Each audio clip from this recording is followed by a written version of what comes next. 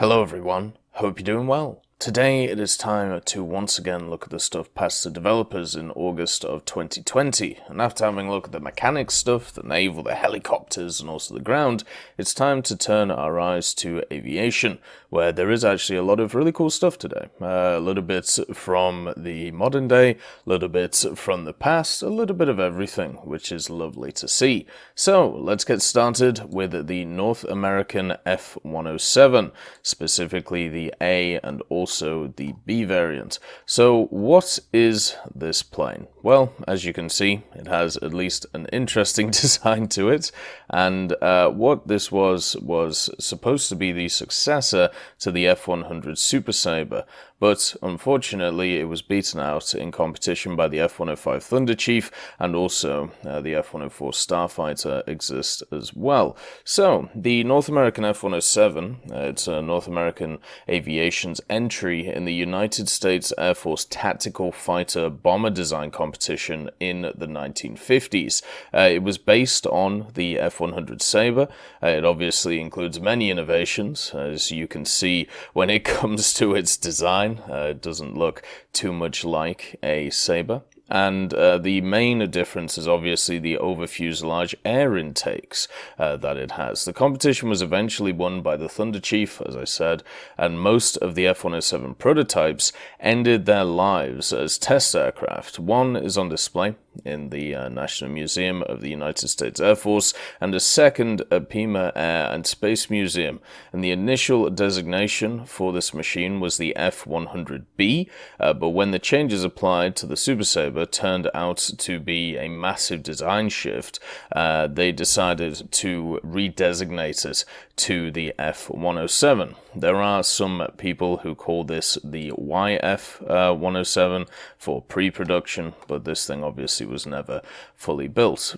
So the story of this starts in 1953. Basically, the firm, North American, received preliminary requirements from the US Air Force that they wanted an improved Super Sabre. They wanted the basis to be the F-100 airframe, and two variants of this were prepared. There was going to be a fighter interceptor variant, which would be known as the F-100BI, with the I standing for interceptor, and then the F-100B, which would be the fighter bomber version. And because of the time and because of what the company was focusing on, they wanted to create a fighter bomber. So therefore pretty much everything was put into concentrating on that latter F-100B. So the aircraft was going to be 1.8 Mach.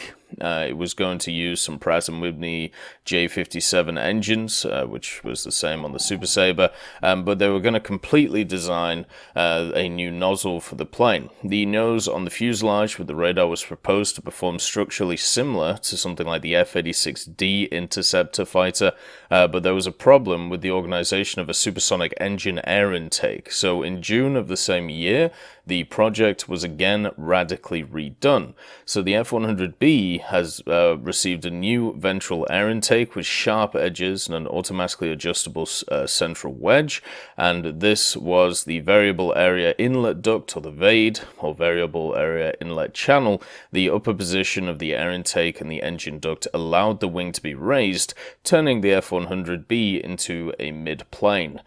The nose part was in the form of a flat cone in combination with a lantern with a larger glass area, provided excellent visibility. So basically the cockpits just had much better visibility on it. This was obviously incredibly important, especially for strike aircraft. And when the cover went up, which did not allow the engine to start until it was closed. And the aircraft was equipped with a modified wing from the F-100C fighter, but with a rear influx and flaps. The roll control was carried out using interceptors on the upper and lower surfaces of the wing, and the main landing gear moved to the fuselage. All landing gears were propelled against flight. So one of the most interesting innovations applied to this aircraft, the F-100B, to improve directional stability, is the one-piece vertical tail of an increased area. So the XMA-12 integrated weapon control system as well was installed on the aircraft, and the bomb load was reduced to 4,535. The general armaments on this aircraft are very similar to what you've seen before. So it would have 4 20mm M39A1 revolver cannons, 800 rounds in total, 200 rounds per gun. It could also carry 4 AIM-9B sidewinders as well, and up to 1,840 kilos of bombs, so the same options as the F-100D, and also up to 180 Hydra 70 unguided rockets in rocket pods. So yeah. But as I said, it did lose out to the Thunder Chief. There is some thoughts, let's put it, towards the fact that there was maybe not tampering, but maybe a little bit of political play why the Thunder Chief won, because the Thunder Chief came after this machine when it came to testing, about a year after. It also had a bunch of issues with it, and basically it was seen that North America at the time actually had a ton of stuff already in production, so they wanted to give something to another company. Obviously this is not all confirmed, and also this plane does look very odd and very, very weird, but it is how it is. So yeah, this would be cool to see in the game, definitely, especially with its wonky design. The next one is from Comrade Katya, and this is talking about the BI-1, which is a rocket plane, basically. The Bereznyak-Isayev BI-1. This would be the first, I suppose, look by the Soviets into some rocket technology, and it actually came out during a similar time to the Comet, a little bit before it, when the Germans were working on stuff like the Me-163. Basically, it was the first ever rocket fighter designed for short-range interception. It used the Dushkin D1A1100 liquid fuel rocket motor, or the later model RD1A rocket motor, and it also was armed with a pair of 20mm with a top speed of 800 kilometers per hour. Rate of climb of obviously 70 to 160 meters per second, and there was a total of 9 of them built, a total of 13 test flights, and only 1 crash, which is pretty impressive. So this machine is one of those ones which was built, it was designed during the start of Operation Barbarossa, and it was pushed forward very, very quickly because of the fact that Barbarossa was not looking great.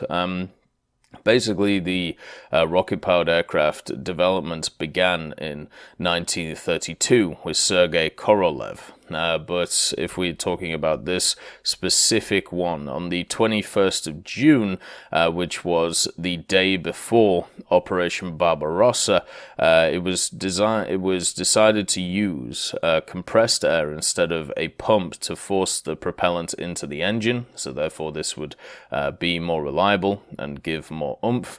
And then a bunch of designers came together to create a detailed design for a rocket-powered interceptor, and therefore this team came together under the lead of Bolkovitanov and also his team. They met with Andrei Kostikov, who was the head of RNII, and they decided to put a letter to Stalin to say, look, we need to build this thing.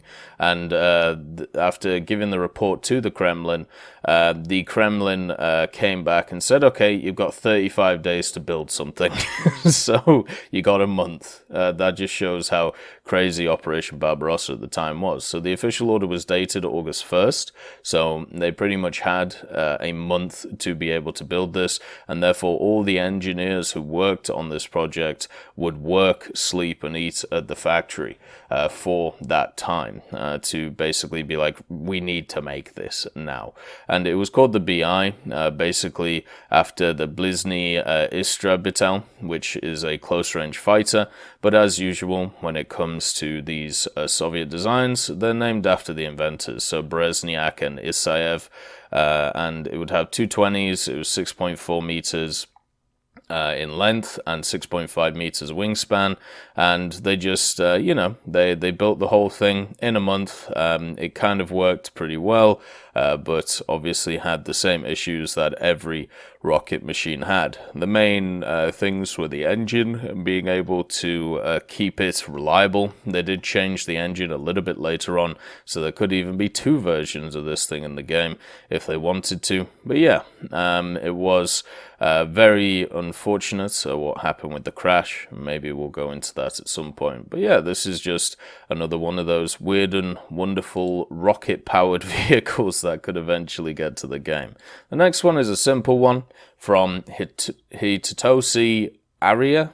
And basically, the thing that has to look at here is the Mitsubishi T2. So what Hitoshi has been doing is doing a little bit of research into the T2 and found something interesting which may excite a lot of Japanese players. Basically, right now in game, the T2 can only carry, I believe, 2 Sidewinder missiles. Well, technically, this machine could be able to carry 4 AAMs. It has 2 underwing hardpoints, so with wiring to support AAM launches, and 2 wingtip rails. So therefore, it could carry, as I said, either 4 AIM-9Ls, 4 AIM-9Ps, or 4 AIM-9Ms, so doubling the Sidewinder from it. Unfortunately, there isn't a picture in the article itself of it carrying them on the pylons under the wings. So this is the picture that I found. So thank you to Rocker for that.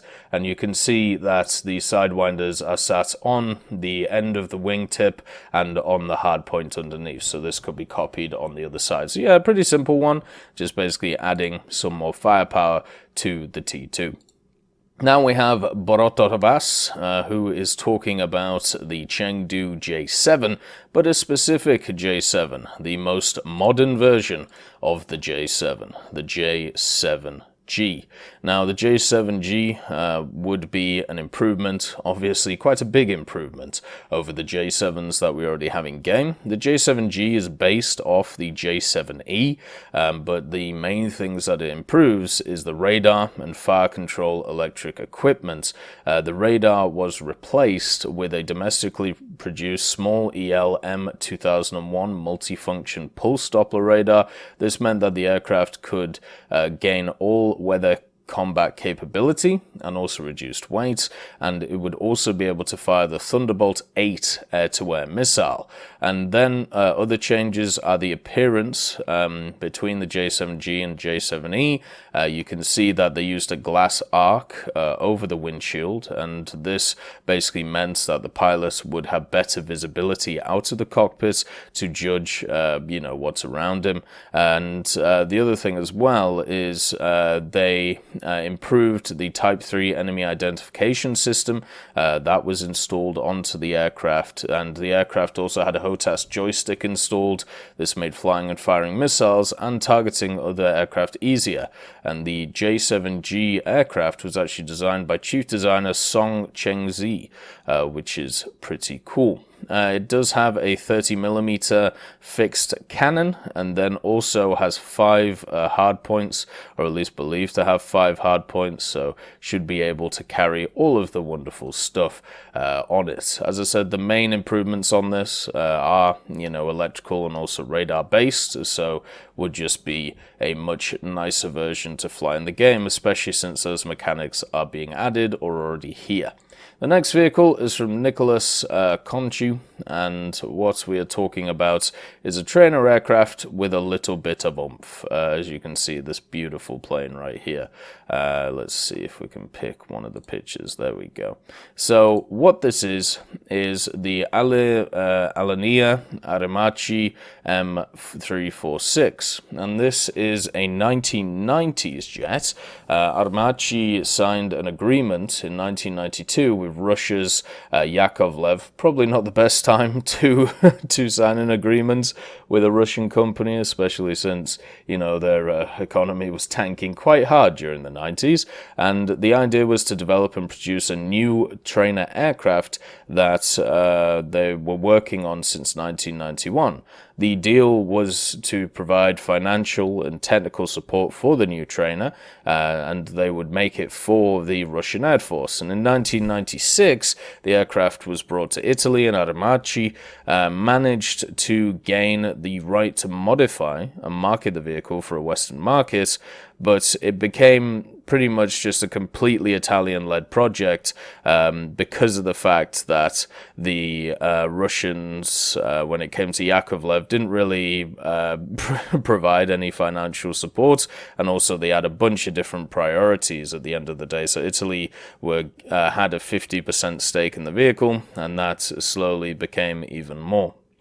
So this led both firms to separate their ways while designing the aircraft, but there was one last agreement that was made. Russia was able to sell the aircraft to the majority of post-Soviet countries, along with India, Slovakia, and Algeria, and Italy would be able to sell the aircraft to NATO countries and more aligned nations, Western-aligned nations. So the development continued in Italy and managed to get the latest equipment from Western manufacturers. BAE Systems helped them out in that regard, and the first M346 prototype rolled out on the 7th of June 2003, so more than a decade later after the project began. Its maiden flight was in 2004 of July of that year, and development continued, and more upgrades were given to the aircraft. Armachi happily announced that the M346 was able to break the sound barrier. It could go 1.15 Mach, and this was the first time that an Italian-made aircraft broke the sound barrier in 50 years. And further development of the trainer led the aircraft to be suited with internal and external armaments.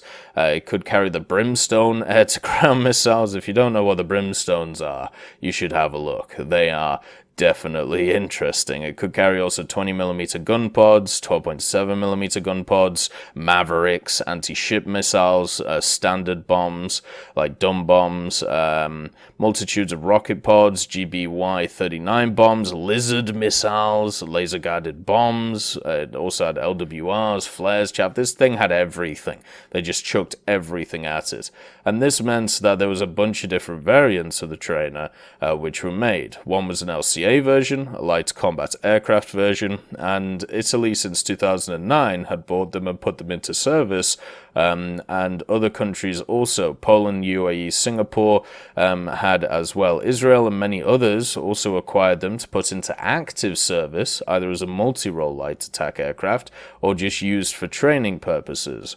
And this would be This was seen as a perfect aircraft for the aggressor role, able to carry out strike missions, homeland security, air policing, basically everything.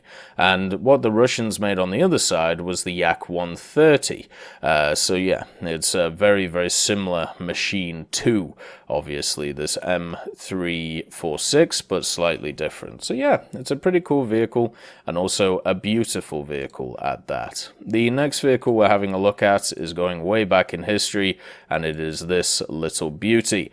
This is the Bloch, MB700, and this is from Cade. So this is another one of those fighters which was built pre-war and unfortunately had a very devastating end. So in 1936, the French Ministry of Aviation, they launched a program. It was to create single-seat, lightweight monoplane fighters. Category would be called C1. We already have some of these in game. The VG-33 is one of them, and also the C-714, I believe. Basic designs were created, and then on the 12th of January 1937, the last program was released under the number A23. This was in response to the requirements of the program. Caudron introduced the lightweight Caudron 714, which I believe we have in the game, and also that was developed by Marcel Riffard, and the other side of it, though, another company that got themselves involved was CNCASO, under the CEO, who was Marcel Bloch. He introduced the Bloch 700, which was created by André Herbermann. And the latter, in 1917, Herbermann was a creator of a bunch of fighters from the First World War. Under the control of the Count de Romana, he set a world speed record, 309 kilometers an hour, with one of his designs, which is also awesome. Herbermann created a massive family of aircraft, the SPADs, and they were the last biplane fighters of the French Air Force, and therefore he added the MB700 to his list. So this was obviously built as a light fighter, but the parts of the Block 700 were transported to the airfield of Biu, and the aircraft was reassembled and prepared for flights. The first flight basically happened on the 19th of April 1940, and it was lasted 16 minutes, and there was a few issues with it. The temperature in the cockpit was very hot, and that was basically because of the issue with the cockpit lantern. The second flight was a little bit longer, 50 minutes, and this was also conducted by the same test pilot, Daniel Rastel, and it happened on the 13th of May. Went up to 4,000 meters, which is pretty good. Takeoff speed looked okay. It was in the range of 160 to 170 kilometers an hour, but straight after takeoff, it took a sharp turn, and the pilot had to readjust. He changed the rate to about 40 degrees per second, which is kind of crazy when you think about it, and then, had a bit of a rough time. And at the general speed of the aircraft, the maximum speed was seen as 380 kilometers an hour as it was going along. So yeah, then it landed, and I just want to verbatim read for you what Daniel Rastel said about this aircraft, because it's not exactly a glowing review. So he says, the engine flaps on takeoff, the antenna of the anemometer Badina vibrates, the oil temperature is normal, the cylinder head temperature is normal, does not exceed the maximum 210. There is spraying of oil, especially when full. The engine's ventilation is clearly inadequate. The chassis' light indication does not work. The landing gear of the chassis is too rigid. The reaction was felt by the whole plane. The brakes are ineffective, especially the right adjustment of the chassis in the retracted and released positions is necessary. The adjustment of the PF is slightly difficult, and the scale does not give the idea of its position, especially at 0. Given the number of flywheel turns and good visibility of the AER or the ERA block and the oil temperature and pressure indicators, the tachometer is barely visible. So yeah, he had a few issues, let's just say, but then again, he's a test pilot. He's here to basically work out what's wrong with it. But unfortunately, that was it for this plane. It had 2 test flights, and because of the military defeat of France and lack of instructions for the Block 700, it was just left at the airfield, and the Germans eventually captured the airfield at Biu and found the lightweight fighter. But the problem is, the Germans didn't realize it was a prototype. They just thought it was insignificant, and it might even been a trap. So what they did is they just burnt it. So this one-off prototype, the MB700, the Bloch MB700, is just gone, and yeah, it was just burnt to a crisp because they weren't sure what was going on with it. So a very sad end to the machine. Hopefully it gets represented in War Thunder so it can be realized a little bit more than its history. The last one is from ARN 7, and this is talking about the J30, which is of course the Swedish Mosquito, post-war Swedish Mosquito. So what is this plane? Well, the J30 starts obviously its life as the de Havilland DH-98 NF Mark 19, and I believe it's the 19. I'll just check for you guys because I've had an issue with Roman numerals in the past, so I'll just make sure. Yes, it is 19. All right, good stuff. So this plane, obviously, The British developed the Mosquito during the Second World War. It was put into service. It was seen as one of the key tools that the RAF had to win the war. An incredibly fantastic aircraft, which was very versatile, and tons of different variants were made from it. One of them was a night fighter variant, and they actually made a few of these night fighter variants, and this one in particular was given a radar. The NF had radars which we used to chase enemy intruder aircraft around the place. So that's why it has this bulbous nose on it. That's because it just has a radar in it. It does also lose, because of the addition of the radar, it did lose the 7.7s. So this thing is only equipped with 4 20mm Hispanos, which is still very strong, so you don't have to worry about it too much on the underneath area. It has access to the Merlin 25 engines, which I believe are the same engines which it would have at the... It would have, I believe, on the FB Mark 6 that we already have in the game. It should be at least very similar engines to that.